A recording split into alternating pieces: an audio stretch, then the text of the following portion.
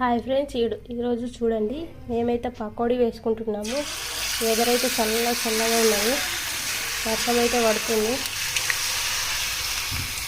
మేమైతే పకోడీ వేసుకుంటున్నాము.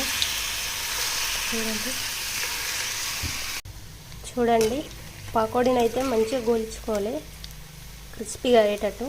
కొంచెం కరకర అయితే పకోడీ అనేది బాగుంటుంది. చూడండి పకోడీ అయితే గోలుతుంది. చూడండి ఎంతో బాగుందా. చూడండి మనకైతే పకోడీ రెడీ అయిపోయింది.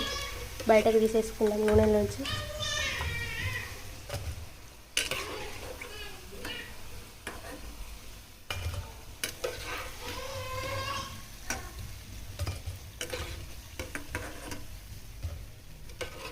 చూడండి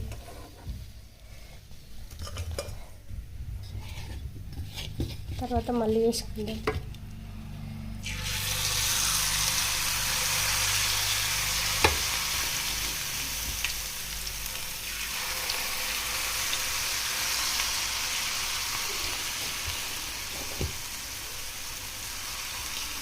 ఒకటి వేసుకోవాలి మంచిగా.